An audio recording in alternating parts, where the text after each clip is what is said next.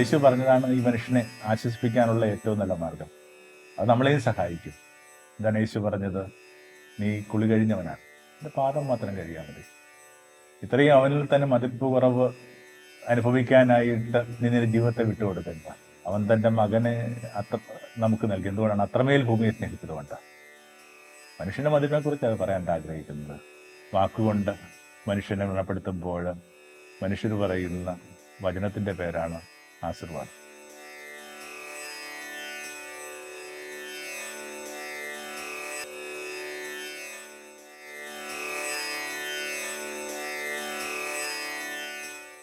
ഗുരുഗണത്തിലേക്ക് സ്നേഹവന്ദനം.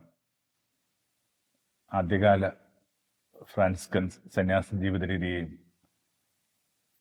ഫ്രാൻസിസിനെയും ആധാരമാക്കി ഏതാണ്ട് ഒരു വർഷത്തിനിടയിൽ, ഫ്രാൻസിസിന്റെ വിയോഗത്തിന് ശേഷം ഒരു വർഷത്തിനിടയിൽ രൂപപ്പെട്ട ഒരു പുസ്തകമുണ്ട്. Little flowers of saint Francis എന്ന പേരിലാണ് ഇതറിയപ്പെടുന്നത്. അതിങ്ങനെ ഓരോ കാലത്തിലും അത് നവീകരിക്കപ്പെട്ടുകൊണ്ടിരുന്ന ഒരു പുസ്തകം കൂടിയാണ്. മലയാളത്തിലൊക്കെ അതിൻ്റെ വിവർത്തനം നമുക്ക് ലഭിക്കും. പക്ഷേ ആദ്യത്തെ വിവർത്തനം മയനാട് എ ജോൺ എന്ന് പറയുന്ന നമ്മുടെ ദേശത്തെ ഒരു പക്ഷേ നമ്മുടെ ഓർമ്മയിൽ നിന്ന് പതുക്കെ മാഞ്ഞുകൊണ്ടിരിക്കുന്ന ഒരു സാഹിത്യകാരൻ്റെതാണ്. കൊച്ചുപൂക്കൾ എന്ന പേരിലാണ് അദ്ദേഹം അത് വിവർത്തനം ചെയ്തത്. പിന്നെ എൻ്റെ തന്നെ ഒരു അറിവിൽ ഏതാനും വിവർത്തനങ്ങൾ കൂടി ഉണ്ടായിട്ടുണ്ട്. അങ്ങനെയുള്ളൊരു വിവർത്തനം ഞങ്ങളുടെ തന്നെ സഹോദരനായ തുമ്പേപ്പർ ബച്ചൻ്റെ ഒരു ട്രാൻസ്ലേഷനാണ്. ഈ ഫ്രാൻസിസ്കൻ ഇയറോട് ചേർന്നിട്ട് ഒന്ന് നമ്മുടേതായ രീതിയിൽ അതിനെ ഒന്ന് വിവർത്തനം ചെയ്യാനായിട്ട് ഞാനും ഒന്ന് ശ്രമിക്കുന്നു. ഇങ്ങനെ ഉള്ളിനെ ഉലക്കുന്ന കഥകളാണിത്. ഒരു ക്രിസ്ത്യൻ ക്ലാസിക്കായിട്ട് തന്നെയാണ് അങ്ങനെ കാലാകാലങ്ങളായിട്ട് ഗണിക്കപ്പെടുന്നത്. എല്ലാം സംഭവിച്ചു തന്നെ ആവണമെന്നില്ല, പക്ഷെ അയാളുമായിട്ട് ബന്ധപ്പെട്ട് സംഭവിക്കാവുന്ന അയാൾ എങ്ങനെയാണ് ഓരോ ഘട്ടത്തിൽ തന്നിൽ തന്നെ ഇങ്ങനെ ഓരോ കഷ്ണങ്ങളായിട്ട് സ്പ്ലിറ്റ് ചെയ്യപ്പെട്ടെന്നുള്ളതിൻ്റെയൊക്കെ ഒരു കാവ്യഭാവനയായിട്ട് വായിച്ചെടുക്കുന്ന പുസ്തകമാണ്. അതിൽ ഫ്രാൻസിസിൻ്റെയും കൂടി പ്രാർത്ഥിക്കാൻ പോകുന്ന ഒരു സംഭവമുണ്ട്. മുമ്പ് കൊടുക്കുന്ന നിർദ്ദേശം ഇതാണ്: ഞാൻ ദൈവസന്നിധിയിലിരുന്ന് ചില കാര്യങ്ങൾ പറയും, നീ അത് അങ്ങനെ തന്നെ എന്ന് ആവർത്തിക്കണം. മറ്റൊരു വാക്കിൽ ആമേൻ എന്ന് പറയണം. എന്നിട്ടോ വല്ലാത്ത ആത്മനിന്ദയുടെ കയത്തിൽപ്പെട്ട ഈ മനുഷ്യൻ തൻ്റെ മീതെ ആരോപണം ഉന്നയിക്കുകയാണ്. നീ ശപിക്കപ്പെട്ടവനാകുന്നു. എന്നിട്ട് ലിയോട് ആവർത്തിക്കാനായിട്ട് ലിയോ ഉറ്റു നോക്കുമ്പോൾ ലിയോ പറയുന്നു, അങ്ങനെയല്ല, നിങ്ങൾ ഏറ്റവും അനുഗ്രഹിക്കപ്പെട്ടതാണ്. നിനക്ക് നരകമാണ് വിധി, അല്ല, നിനക്ക് പർദീസയാണ് അവിടുന്ന് കരുതി വെക്കുന്നത്.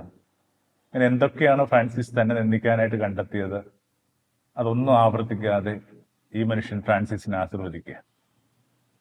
എക്സ്ട്രീം പോളാർ ഒരു പൊസിഷനിൽ നിന്നുകൊണ്ട് ഫ്രാൻസിസ് ഇങ്ങനെ സ്നേഹത്തോടെ ഈ മനുഷ്യനോട് കലഹിക്കുന്നുണ്ട്. എന്താ ഇങ്ങനെ, നീ എന്തുകൊണ്ട് ഈ അനുസരണ കേട്ട് കാണുന്നത്? അപ്പോൾ ദൈവം പറഞ്ഞു, അങ്ങയെ ഇങ്ങനെ നിന്ദിക്കണമെന്നും ശപിക്കണമെന്നും ഒക്കെ അങ്ങ് ആവശ്യപ്പെടുമ്പോൾ ദൈവം എൻ്റെ അധരങ്ങളിൽ നിന്ന് അത് അനുവദിക്കുന്നില്ല. പകരം ഇങ്ങനെ അങ്ങോട്ട് പറയാനായിട്ടാണ് ദൈവം ആഗ്രഹിക്കുന്നത്. അങ്ങ് അനുഗ്രഹിക്കപ്പെട്ടവനാകും, അങ്ങ് നൈർമല്യത്തിൻ്റെ ഒരു മറുപദമായിട്ട് ഓർമ്മിക്കപ്പെടും. എന്തൊക്കെയാണ് അങ്ങയിൽ ആരോപിക്കുന്നത്, ഇതിനെല്ലാം എതിരാണ്. അങ്ങയുടെ ഇടർച്ചകളെക്കാൾ എത്രയോ വലുതാണ് ദൈവത്തിൻ്റെ കാരുണ്യം. എന്നിട്ട് രണ്ടുപേരും കൂടി ആ രാത്രി മുഴുവൻ അതോർത്ത് ഇങ്ങനെ കരയുന്നൊരു ഭാഗമുണ്ട്. ഇങ്ങനെ ഇമ്പോസ്റ്റർ സിൻഡ്രോം എന്ന് പറയുന്ന ഒരു വാക്കാണ് നമ്മളിങ്ങനെ ചിലപ്പോൾ ഇത്തരം ഒരു മനോഭാവത്തിൽ ഉപയോഗിക്കുക. നമുക്ക് നമ്മളിൽ തന്നെ ഒരു ബലം അനുഭവപ്പെടാതെ പോകുന്നു. എൻ്റെ വീട്ടിലൊക്കെ ഞാനത് കണ്ടിട്ടുണ്ട്. അപ്പനിങ്ങനെ പോസ്റ്റ് ഓഫീസിൽ നിന്ന് പെൻഷൻ വന്നുകൊണ്ടിരുന്ന ഒരു സമയത്ത് ഒരു പ്രത്യേക ഘട്ടത്തിലെത്തുമ്പോൾ ഇങ്ങനെ അപ്പൻ ഈ പെൻഷൻ വാങ്ങാനായിട്ട് വിസമ്മതിക്കുക. ഒരു പ്രത്യേക ഒരു ബോഡി ലാംഗ്വേജ് ഒക്കെ അപ്പൻ്റെതുണ്ട്. എൻ്റെ മനസ്സിൽ ചിത്രങ്ങളൊക്കെ ആയിരിക്കുന്നത് ഈ പോസ്റ്റ്മാൻ്റെ മുമ്പിൽ ഇങ്ങനെ കൈകെട്ടിക്കൊണ്ട് ഇങ്ങനെ വളരെ ഡിക്സായിട്ടായിട്ട് അപ്പം പറയും, ഞാൻ എന്ത് ചെയ്തിട്ടാണ് സർക്കാർ എനിക്ക് കാശ് തരുന്നത്? അതങ്ങനെയല്ല എന്ന് പറയേണ്ട ബാധ്യത അക്കാലത്ത് അദ്ദേഹത്തിൻ്റെ കൂടി പൂർവ്വ വിദ്യാർത്ഥിയായി പോസ്റ്റ്മാൻ്റെ ആയിരുന്നു. നമുക്ക് നമ്മളിൽ ഒരു ബലവും തോന്നുന്നില്ല. ഇത് ചിലപ്പോഴെങ്കിലും ഇങ്ങനെ വിനയമൊക്കെ ആയിട്ട് തെറ്റിദ്ധരിക്കപ്പെടുന്നുണ്ട്. ഇൻഫാക്ട് അതല്ലത്. അതിൻ്റെ പലതരം പകർച്ചകൾ, അതിൻ്റെ പലതരം പകർപ്പുകൾ നമുക്ക് ജീവിതത്തിലുടനീളം കാണാവുന്നതാണ്. നിങ്ങൾ എന്തിനാണ് എന്നെ ഇത്രയും സ്നേഹിക്കുക എന്ന് പറയുന്ന ഒരു പ്രണയിനി തൊട്ട് തൻ്റെ ഉടുമുണ്ട് നനഞ്ഞതിൻ്റെ പേരിൽ ഹോം നേഴ്സിനോട് മാപ്പ് പറയുന്ന വയോധികം വരെ ഇങ്ങനെ അനവധിയായ രൂപങ്ങളിലും ഭാവങ്ങളിലും ഈ ഇമ്പോസ്റ്റർ സിൻഡ്രോം വന്ന് ചാടുന്നുണ്ട്. ഫ്രാൻസിസൊക്കെ അതിൻ്റെ ഒരു കരുവോ ഇരയൊക്കെ തന്നെയായിരുന്നു. അതുകൊണ്ടൊക്കെയാണ് ടെസ്റ്റമെൻ്റൊക്കെ എഴുതുമ്പോൾ പോലും തുടങ്ങുന്നത് ഇങ്ങനെയാണ്, when I was in sin. ഒരുപക്ഷെ എന്തെങ്കിലുമൊക്കെ ഒരു പാളിച്ചകളൊക്കെ ജീവിതം പെട്ടുപോയിട്ടുണ്ടാവാം. പക്ഷെ അതിലും എത്ര മടങ്ങാണ് ഈ മനുഷ്യൻ സഞ്ചരിച്ച സുഹൃതത്തിൻ്റെ ദൂരം, ഈ മനുഷ്യൻ രൂപപ്പെടുത്തിയ പവിത്രമായൊരു ജീവിതക്രമം. എന്നിട്ടും ഒരു ജീവിത സായന്തനത്തിൽ കുറിപ്പെഴുതുമ്പോൾ അത് പറയാതെ ഈ മനുഷ്യന് അത് ആരംഭിക്കുക വയ്യ, ഞാൻ പാപത്തിലായിരിക്കുമ്പോൾ. ഇതൊരു ഒരു മനോഭാവമാണ്. നമുക്ക് നമ്മളോട് തന്നെ ഒരു തരത്തിലും ബലം അനുഭവപ്പെടുന്നില്ല. മനുഷ്യർ നമുക്ക് നൽകുന്ന ആദരവൊക്കെ അവരുടെ ഒരു ബെനവളൻസ് ആയിട്ട്, അവരുടെ ജനറോസിറ്റി ഒക്കെ ആയിട്ട് നമ്മൾ തെറ്റിദ്ധരിക്കപ്പെടുന്നു. അതിൻ്റെ ഒരു ഇരയോ കരുവോ ഒക്കെ ആയതുകൊണ്ടായിരിക്കണം ഫ്രാൻസിസ് ഏറ്റവും കൂടുതൽ നിഷ്കർഷിച്ചത് ഞാൻ ലോകത്തെ ആസ്വദിക്കാൻ വേണ്ടിയാണ്. ഇത്തരം അവനവനിൽ തന്നെ ഉടഞ്ഞു പോകുന്ന, അവനവനിൽ തന്നെ ആരോഗ്യമില്ലാത്ത മനുഷ്യരെ രക്ഷിക്കാനായിട്ടുള്ള ഒരു ഔഷധമെന്ന നിലയിലാണ് ഫ്രാൻസിസ് ഒരു കൾച്ചർ ഓഫ് ബ്ലെസ്സിങ് രൂപപ്പെടുത്തുക, ഒരു ആശീർവാദത്തിൻ്റെ ഒരു സംസ്കാരം. നമുക്കതിൻ്റെ ഒരു വേദപുസ്തക ഭാഗം എന്ന് പറയുന്നത് ഒരുപക്ഷെ സിമേനുമായിട്ട് ബന്ധപ്പെട്ട വായന തന്നെയാണ്. സിമേൻ അത്രമേൽ പ്രിയപ്പെട്ട ശിഷ്യനാണ് യേശുവിന്. യേശു തൻ്റെ ഉത്തരവാദിത്തങ്ങളൊക്കെ ഇയാളെ ഏൽപ്പിക്കുന്നത്, താൻ തുടർച്ചയൊക്കെ ആയിട്ട് പരിഗണിക്കുന്ന ഈ മനുഷ്യനാണ്.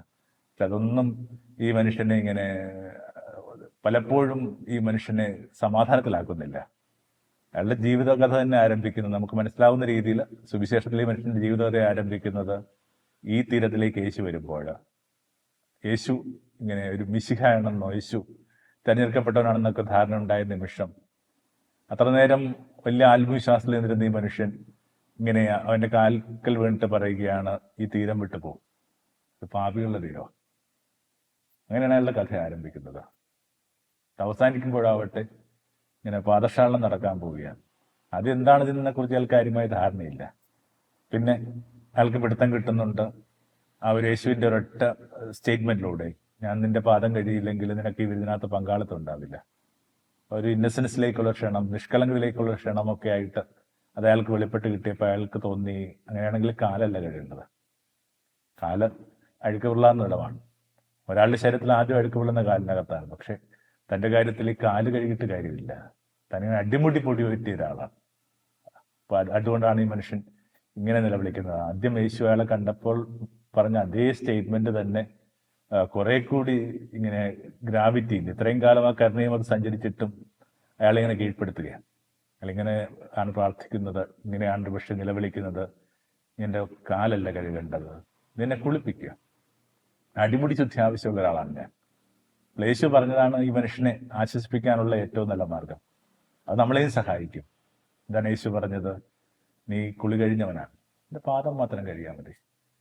ഇത്രയും അവനിൽ തന്നെ മതിപ്പ് കുറവ് അനുഭവിക്കാനായിട്ട് നീ നിന്റെ ജീവിതത്തെ വിട്ടുകൊടുക്കില്ല. പക്ഷെ നമ്മൾ വളരെ വേഗത്തിൽ വായിച്ചു പോകുന്ന എല്ലാ കാര്യങ്ങളും നമുക്ക് നമ്മളോട് മതിപ്പ് സൃഷ്ടിക്കാൻ വേണ്ടിയാണ്. ഉദാഹരണത്തിനായിട്ട് എന്നും നമ്മൾ വായിക്കുകയോ ധ്യാനിക്കുന്ന ഒരു ഭാഗമുണ്ടല്ലോ, God so love the world that he gave his only son. അവൻ തൻ്റെ മകനെ നമുക്ക് നൽകി. എന്തുകൊണ്ടാണ്? അത്രമേൽ ഭൂമിയെ സ്നേഹിച്ചതുകൊണ്ട്. മനുഷ്യന്റെ മതിപ്പിനെ കുറിച്ച് അത് പറയാൻ ആഗ്രഹിക്കുന്നത്. ക്ലാസിന്റെ ഒരു തട്ടില് ഇങ്ങനെ പുത്രനെയും ക്ലാസിന്റെ മറ്റേ തട്ടിൽ എന്നെയും കൂടി തൂക്കി നോക്കുമ്പോഴാണ് അദുലാസിന്റെ തട്ടിലെന്നതുപോലെ നിങ്ങളിരുന്ന തട്ട് താണു പോവുകയും മകനിരുന്ന തട്ട് ഉയരുകയും ചെയ്യുന്ന കഥയാണ് നിങ്ങൾ ഈ ഭിത്തിയിലൊക്കെ കാണുന്ന ഓരോ കുരിശടയാളവും. എന്ന് വെച്ചാൽ നിങ്ങൾക്ക് യേശുവിനോളം വിലയുണ്ടെന്നല്ല അവിടെ പറയാൻ ശ്രമിക്കുന്നത്, നിങ്ങൾക്ക് യേശുവിനേക്കാൾ വിലയുണ്ട്. എന്നിട്ടും ഇത്രയും മതിപ്പിന്റെ സുവിശേഷങ്ങളൊന്നും ആരെയും തൊടുന്നില്ല. വലിയ എഴുത്തുകാരൊക്കെ ഇത് അനുഭവിച്ചായിട്ട് നമ്മൾ വായിച്ചെടുക്കുന്നുണ്ട്.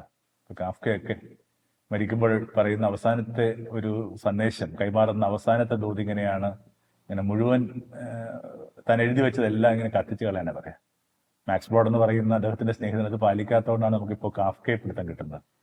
കാരണം മരിക്കുമ്പോൾ ഈ മനുഷ്യനൊരു ഫെയിലിയറായിട്ട് തന്നെ അയാൾക്ക് അനുഭവപ്പെടുന്നത്. മെറ്റമോർഫിസ് എന്ന് പറയുന്ന ഇന്ന് ഒരുപക്ഷെ ലോകത്ത് മിക്കവാറും മനുഷ്യർക്ക് പരാമർശിച്ചാൽപ്പെടുത്താൻ കിട്ടുന്ന അത്രയും കോമൺ ആയിട്ട് കോട്ട് ചെയ്യപ്പെടുന്ന ആ മെറ്റമോർഫിസ് എന്ന് പറയുന്നത് ആകപ്പാടെ 800 കോപ്പി മാത്രമേ വിറ്റുപോയിട്ടുള്ളത്.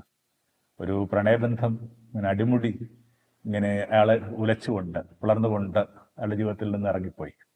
അത്രയും തോറ്റ മനുഷ്യനാണ്. എല്ലാവരും ഉണ്ടായിരുന്നു. ഒരു വലിയ കരുത്തിന്റെ ഒക്കെ ആയിട്ട് വാഴ്ത്തപ്പെടുന്ന മനുഷ്യരുൾപ്പെടെ എനിക്ക് എൻ്റെ എഴുത്തിന്റെ മാജിക് നഷ്ടമായെന്നൊക്കെ പറഞ്ഞുകൊണ്ട് ഇങ്ങനെ അന്ത്യകുറിപ്പുകൾ എഴുതിയ മനുഷ്യരൊക്കെ ഉണ്ട്.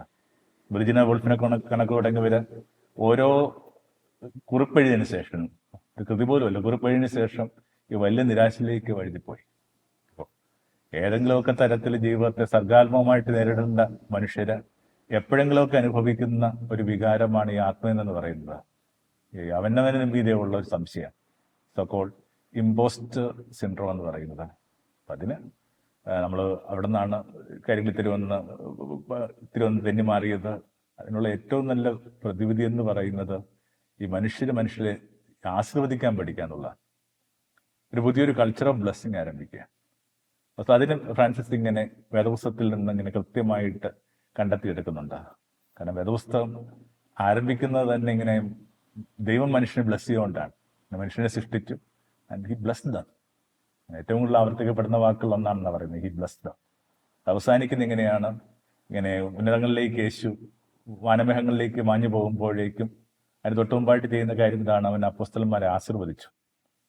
ഈ കൾച്ചർ, ഈ ബ്ലെസ്സിങ്ങിന്റെ കൾച്ചർ ഈ വേദപുസ്തകത്തിൽ നിന്ന് ഫ്രാൻസിസ് കൃത്യമായിട്ട് എടുത്തു. എന്നിട്ട് ആ ഒരു 20 വർഷക്കാലം, 24 വയസ്സ് തൊട്ട് 44 വയസ്സുള്ള ആ 20 വർഷമാണ് ഇയാൾ ഇങ്ങനെ അവിടത്തേക്ക് വേണ്ടി ഇങ്ങനെ കത്തി തീർന്നു പോകുന്നത്. ഉൽക്കുകളൊക്കെ കത്തിപ്പോകുന്ന കണക്ക് അത്രയും വേഗത്തിൽ സഞ്ചരിച്ച് അത്രയും എളുപ്പത്തിൽ കത്തിത്തീരുന്നത്. ആ 20 വർഷം ഇയാൾ പുലർത്തിയൊരു ആറ്റിറ്റ്യൂഡ് എന്ന് പറയുന്ന ആശീർവാദത്തിന്റെ ആറ്റിറ്റ്യൂഡാണ്. We are here to bless. ഇങ്ങനെ ഒരു നല്ല വാക്കിന്റെ ഒക്കെ സുഹൃതമോ അനുഭാവമോ പ്രിവിലേജോ ഒക്കെ ഇട്ടാൽ എത്ര പേരാണ് നമ്മുടെ ജീവിതത്തിൽ നിന്നൊക്കെ ഇറങ്ങിപ്പോയിട്ടുള്ളത്.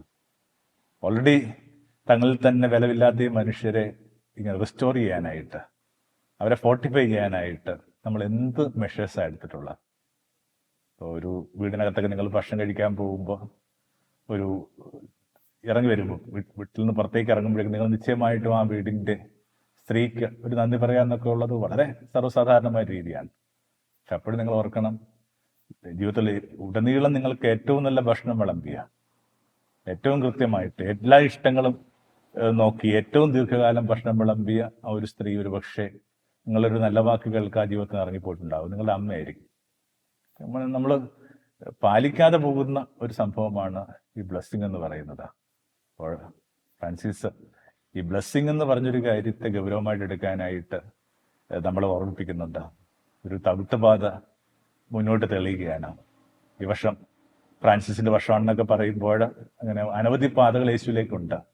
അതിൽ അയാൾ രൂപപ്പെടുത്തിയ ഒരു തവിട്ടുപാതയെ കുറെ കൂടി ഗൗരവമായിട്ട് എടുക്കാനായിട്ട് നിങ്ങൾ ആഗ്രഹിക്കുന്നുണ്ടെങ്കിൽ ഈ മനുഷ്യനെ നിന്ദിക്കുന്ന, മനുഷ്യനെ ചെറുതാക്കുന്ന, മനുഷ്യന്റെ ഇന്റൻഷനെ തർക്കിക്കുന്ന അത്തരം വാക്കുകൾക്കകത്തു നിന്നൊക്കെ ഒരു മോക്ഷത്തിന് വേണ്ടി പ്രാർത്ഥിക്കണം. എന്നിട്ട് ഈ നല്ല വാക്കിന്റെ ഒരു സുഹൃത്തിലും സുവിശേഷത്തിലും ഏർപ്പെടുക എന്നുള്ളതാണ്. അല്ല, ഏറ്റവും കൂടുതൽ പറഞ്ഞുകൊണ്ടിരുന്നൊരു വാക്ക് ഈ പാക്സത് ദേൻ എന്ന് പറഞ്ഞൊരു വാക്കാണ്. അങ്ങനെ സമാധാനവും നന്മയും. ഈ ഒരു വാക്കോടുകൂടിയാണ് ഈ മനുഷ്യൻ എല്ലാവരെയും അഡ്രസ്സ് ചെയ്തുകൊണ്ടിരുന്നത്. ആ ഒരു ഗ്രാമത്തിന്റെ പേര് എങ്ങനെയോ എൻ്റെ ഓർമ്മയിൽ നിന്ന് പോയി. പക്ഷെ അതൊരു ഡോക്യുമെന്റ് ആയിട്ടുള്ള കാര്യമാണ്. നിങ്ങൾക്കൊരു പക്ഷേ തപ്പെടുക്കാൻ കഴിഞ്ഞതിരിക്കും. ഇറ്റലിയിലൊരു ഗ്രാമമല്ല. ആ ഗ്രാമം ചെയ്യുന്നൊരു കാര്യം, ഈ പുണ്യവാളിന്റെ തിരുനാളിൻ്റെ അന്ന് ഈ 13-ാം നൂറ്റാണ്ടിന് കണക്കുള്ള ഒരു രീതിയിലേക്ക് ഇങ്ങനെ മടങ്ങിപ്പോവുകയാണ്. എന്നത് അതേ ചില ക്രമങ്ങളോ ഈവൻ അതിന് നിരക്കുന്നതായിട്ടുള്ള ചില പ്രോപ്പർട്ടീസ് പോലും ഒക്കെ രൂപപ്പെടുത്തിയിട്ട് അവരൊരു കാലത്തെ ഒരു 8 നൂറ്റാണ്ട് പുറകോട്ട് തിരിച്ചു പിടിക്കുകയാണ്. അവർ ധരിക്കുന്ന വസ്ത്രങ്ങൾ പോലും ആ 13-ാം നൂറ്റാണ്ടിലാണ്. അതിൻ്റെ ഒരു കാരണം പണ്ട് ഒരു മനുഷ്യൻ, ഒരു ചെറുപ്പക്കാരൻ, ഈ തവിട്ട് വസ്ത്രം ധരിച്ചൊരു മനുഷ്യൻ, അരയിൽ ചരട് കെട്ടിയൊരു മനുഷ്യൻ ഇവരെ ഗ്രാമത്തിലേക്ക് വരികയാണ്. എന്നിട്ട് ഓരോ വീടിൻ്റെയും മുമ്പിൽ ചെന്ന് കൊട്ടി വിളിച്ചു. എന്നിട്ട് മനോഹരമായ വേദപുസ്തകത്തിലെ ഒരു അഭിവാദ്യം അവരോട് പറഞ്ഞു. അത് ഈ സംഖ്യയുടെ പുസ്തകത്തിനുള്ള നമ്മൾ വായിച്ചെടുക്കുന്ന ഒരു ഭാഗമാണ്. ആരൻ്റെ അഹ്റോന്റെ ബ്ലെസ്സിങ് എന്നൊക്കെ കരുതപ്പെടുന്ന, പ്രീസ്ലി ബ്ലെസ്സിങ് എന്നൊക്കെ കരുതപ്പെടുന്ന ഒന്നാണിത്.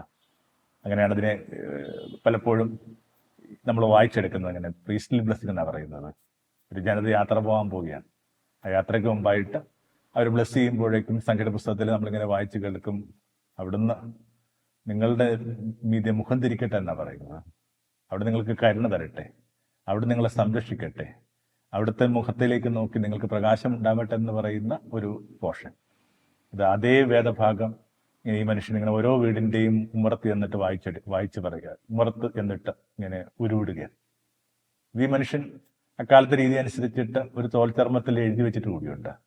എന്നിട്ട് അത് സന്തോഷ സഹചാരിയായിട്ടുള്ള, അങ്ങനെ ആത്മമിത്രമായിട്ടുള്ള ദൈവമെന്ന സഹോദരന് കൊടുത്തിട്ട് പറയുന്നു, എന്തെങ്കിലുമൊക്കെ എനിക്ക് എൻ്റെ മീതെ ഒരു മതിപ്പ് പറയുമ്പോൾ, ഞാൻ നഷ്ടധീരനാകുമ്പോൾ, എനിക്ക് എന്നിലുള്ള ആത്മവിശ്വാസം ഇറങ്ങിപ്പോകുമ്പോൾ, നിങ്ങളതെന്നോട് ഒരു ചവിട്ടോർമ്മ കണക്ക് പറഞ്ഞു തരണം എന്ന് പറഞ്ഞ് സ്വന്തം കൈപ്പടലാണ് ഈ കുറിച്ചു കൊടുത്തിട്ടുള്ള ആ ഒരു പാറ്റ്മൻ ഇങ്ങനെ ഇപ്പോഴും നമുക്ക് ലഭിക്കാം. ഇപ്പോഴും അത് അസിസിയിലെ ഒരു മോണസ്ട്രിയിൽ സൂക്ഷിച്ചിട്ടുണ്ട്. ആ ഒരു ദിവസത്തിൻ്റെ ഓർമ്മയ്ക്ക് വേണ്ടി ദൈവം അത്രമേൽ തങ്ങൾ ഉറ്റുനോക്കുന്നെന്നും ദൈവം തങ്ങളുടെ മുഖം തിരിക്കില്ലെന്നൊക്കെ പറയുന്ന അത്രമേൽ മനോഹരമായ, ഒരുപക്ഷെ 12,000 വർഷങ്ങളുടെ ഇടവേളയ്ക്ക് ശേഷം ഭൂമിയിൽ മനുഷ്യർ ഉരുവിടാൻ തുടങ്ങിയ ആ പുതിയ ആശീർവാദത്തിൻ്റെ സന്ദേശവുമായിട്ട് എത്തിയ ഈ മനുഷ്യൻ, അയാളുണ്ടാക്കിയ ആ ഒരു ധൈര്യത്തിൽ, അയാളുണ്ടാക്കിയ സമാധാനത്തിൽ ആ ദിവസത്തെ തിരിച്ചു പിടിക്കാൻ വേണ്ടിയിട്ടാണ് ഇവരീ പറയുന്ന 13-ാം നൂറ്റാണ്ടിൻ്റെ വസ്ത്രം ധരിച്ച് ഒക്ടോബർ 4 തിരുനാൾ കൊണ്ടാടുന്നത്. അന്ന് ഒരു ആചാരം കണക്ക് ഇവരെല്ലാ ഗൃഹങ്ങളിലേക്കും ചെന്നിട്ട് ഇതേ വേദഭാഗം ഉരുവിടും. എന്നിട്ട് പരസ്പരം ആലിംഗനം ചെയ്തിട്ട് ശാന്തിയും നന്മയെന്ന് പറഞ്ഞ് ഇങ്ങനെ മുറുക്കെ കെട്ടിപ്പിടിക്കും. ലോകത്തിന് നല്ല വാക്ക് പറയാനായിട്ടുള്ള വൈകിയ നിമിഷമാണിത്. കുറേ പേരെങ്കിലും ഈ സൈബർ ഇടങ്ങളൊക്കെ ഫോളോ ചെയ്യുന്നതായിരിക്കും. എന്തൊരു മുറിപ്പെടുത്തുന്ന, എന്തൊരു മനുഷ്യനെ അപമാനിക്കുന്ന ഭാഷയിലാണ് ഓരോരുത്തർ ഏർപ്പെടുന്നത്. മനുഷ്യരെ അപമാനിക്കാനും നിന്ദിക്കാനും നിങ്ങൾക്ക് ആരാണ് അവകാശം നൽകിയിട്ടുള്ളത്? പുതിയ ഒരു ആശീർവാദത്തിൻ്റെ മന്ത്രം കുറെ കൂടി മുഴങ്ങാനായിട്ട് ഈ ഫ്രാൻസിസിൻ്റെ വർഷത്തിൻ്റെ സ്മൃതി നമ്മളെ സഹായിക്കുമെന്ന് തന്നെയാണ് പ്രാർത്ഥിക്കുന്നത്, അല്ലെങ്കിൽ സഹായിക്കണമേ എന്നാണ് പ്രാർത്ഥിക്കുന്നത്. ഒരിക്കൽ ഫ്രാൻസിൻ്റെ അടുക്കലേക്ക് ഒരു കുഞ്ഞിനെ കൊണ്ടുവന്നു, ഒരമ്മ. അങ്ങനെ കുഞ്ഞ് മരിച്ചു പോകുന്നത് തന്നെയാണ് വിചാരിച്ചിരിക്കുന്നത്. അവസാനമായിട്ട് പുണ്യവാനെന്ന് കാണിക്കാൻ വേണ്ടി കൊണ്ടുവന്നതാണ്. അപ്പോൾ ഈ കുഞ്ഞിനെ കയ്യിലെടുത്തിട്ട് തൻ്റെ ആ ഭാഷയിൽ ഈ മനുഷ്യൻ ഇങ്ങനെ പറഞ്ഞു, നല്ലത് വരട്ടെ. ഞാൻ ഏകദേശം ഈ ബണവഞ്ചർ എന്നൊക്കെ പറയുന്ന ഒരു വാക്കിനോട് അടുപ്പമുള്ള ഒന്നാണ്. ആ പറഞ്ഞ നിമിഷം തൊട്ട് കുട്ടിയുടെ ആ ആതുരത പതുക്കെ മാഞ്ഞു പോവുകയും കുട്ടിക്ക് ആരോഗ്യമുണ്ടാവുകയും കുട്ടിയുടെ ജ്ഞാനസ്ഥാനം നടക്കുമ്പോൾ ആ പുണ്യവൻ പറഞ്ഞ ആശീർവാദത്തിൽ നിന്നാണ് അമ്മ കുട്ടിക്ക് പേരിടുന്നത് ബണവഞ്ചർ. സഭയിലെ വല്ല പണ്ഡിതനായിട്ടുള്ള ഡോക്ടർ ഓഫ് ദ ചർച്ചായിട്ട് നമ്മൾ കരുതുന്ന മനുഷ്യന്റെ പേരാണ് ബണവഞ്ചർ എന്ന് പറയുന്നത്. ഈ ഒരു കുഞ്ഞു വാക്കിന് ഒരു കുട്ടിയെപ്പോലും സൗഖ്യപ്പെടുത്താൻ പറ്റും. മുറിവേറ്റ വാക്കുകൊണ്ട് മനുഷ്യർ മുറിപ്പെടുകയും മുറിവേൽക്കുകയും ചെയ്യുന്ന കാലത്തിൽ ഒന്നിങ്ങനെ ചേർത്ത് പിടിച്ച് നെറ്റിയിൽ കുരിശ് വരച്ച് നല്ലത് ഭവിക്കട്ടെ എന്ന് പറയാനായിട്ടുള്ള ധൈര്യവും പ്രകാശമൊക്കെ ഉണ്ടാവട്ടെ. നമ്മുടെ ഒരു പ്രിയപ്പെട്ടൊരു സിനിമാ നടൻ നിവിൻ പോളിയുടെ അപ്പൂപ്പൻ്റെ പേര് ബനവഞ്ചർ എന്നൊക്കെയാണെന്ന് ഒരു ആർട്ടിക്കിൾ ഞാൻ പണ്ട് വായിച്ചിട്ടുണ്ട്. പൊതുവെ എത്ര നമ്മുടെ നാട്ടിൽ പരിചയമില്ലാത്തൊരു പേരാ അത്. അപ്പം എന്താണ് ആ പേരിന് കാരണം എന്നുള്ളത് വെറുതെ വായിക്കുമ്പോൾ അതിനകത്ത് പറഞ്ഞിരിക്കുന്നത് ഇങ്ങനെയാണ്, ഈ പറയുന്ന ഈ അപ്പൂപ്പൻ്റെ അമ്മയ്ക്ക് പിറന്ന കുട്ടികളൊക്കെ ഇങ്ങനെ ചെറുപ്പത്തിലേക്ക് ഇങ്ങനെ കടന്നു പോവുകയാണ്. അപ്പോൾ പിന്നീടുണ്ടായ ഒരു കുട്ടിയാണ് ആലുവയിലെ ആദ്യത്തെ ഫോട്ടോഗ്രാഫേഴ്സിൽ ഒന്നായിട്ടൊക്കെ നമുക്ക് കരുതാവുന്ന ഈ ബനവഞ്ചർ എന്ന് പറയുന്ന വ്യക്തി. അപ്പോൾ അത് ഈ മരിച്ചു പോകുന്ന കുട്ടികൾ, ചെറുപ്പത്തിലെ മരിച്ചു പോകുന്ന കുട്ടികളെ ഓർത്ത് ഭയന്ന് പ്രാർത്ഥിക്കാനെത്തിയ അമ്മയോട് അന്നത്തെ ഒരു ഇടവുകാർ പറയുന്നതാണ് ആ കുട്ടിക്ക് ആ പേരിടുക. എന്തെങ്കിലുമൊക്കെ ഭംഗിയുള്ളൊരു കാര്യം ഈ ഒരു ആശംസയിൽ നിന്ന് സംഭവിക്കുന്നുണ്ട്. ലോകം ആവർത്തിക്കുകയാണ്, വാക്കുകൊണ്ട് മനുഷ്യനെ ഗുണപ്പെടുത്തുമ്പോൾ മനുഷ്യർ പറയുന്ന വചനത്തിൻ്റെ പേരാണ് ആശീർവാദം. യേശു ഈ ആശീർവാദം സ്വീകരിക്കുകയും ചെയ്തു, കൈമാറുകയും ചെയ്തു. യേശു പഠിപ്പിച്ചുകൊണ്ടിരിക്കുമ്പോൾ ഒരു നാട്ടിൻപുറത്തൊരു സ്ത്രീ ഇങ്ങനെ വിളിച്ചു പറഞ്ഞു, നിന്നെ മുലയൂട്ടിയ മാറ, നിന്നെ വഹിച്ച ഉദരവും എത്രയോ അനുഗ്രഹീതം. അക്കാലത്തിൽ മിക്കവാറും മനുഷ്യർ എങ്ങനെ യേശുവിൽ കുറ്റം കണ്ടെത്താമെന്ന് ശ്രമിക്കുകയായിരുന്നു. അനേകം അപവാദ കഥകളിലേക്ക് യേശുവിനെ വലിച്ചിഴക്കുകയായിരുന്നു. ഭോജനപ്രിയനെന്നും വീഞ്ഞുകുടിയനെന്നും ഗണികളുടെ സ്നേഹിതനുമൊക്കെ അവനുള്ള ആരോപണങ്ങളുടെ കത്തിങ്ങനെ മിനുക്കുകയായിരുന്നു. അപ്പോഴാണ് ഒരു നാട്ടിൻപുറത്തൊരു പാവപ്പെട്ട സ്ത്രീ വിളിച്ച് പറയുന്നത്, നിന്നെ മുലയൂട്ടിയ മാറും, നിന്നെ വഹിച്ച ഉദരവും എത്രയോ അനുഗ്രഹീതം. എന്തുമാത്രം യേശുവിനെ അത് ധൈര്യപ്പെടുത്തിയിട്ടുണ്ടാവും മാനുഷികമായി ചിന്തിക്കുമ്പോഴാണ്. അതുകൊണ്ട് തന്നെയാണ് യേശു ഇങ്ങനെ വിളിച്ചു പറഞ്ഞത്, അതുപോലെ ഭാഗ്യവാന്മാരാണ് അവിടുത്തെ വചനം, ദൈവവചനം കേൾക്കുകയും പാലിക്കുകയും ചെയ്യുന്ന എല്ലാവരും. എന്ന് വെച്ചെന്നാൽ തൻ്റെ മുമ്പിൽ ഇങ്ങനെ പല കാരണങ്ങൾ കൊണ്ട് കൂനി പിടിച്ചിരിക്കുന്ന മനുഷ്യരെ നിങ്ങൾക്കും സ്തുതിയായിരിക്കട്ടെ. ആമേൻ. തമോന്മുഖം ജീവിതം പ്രഭാമയം സന്നിധാനം.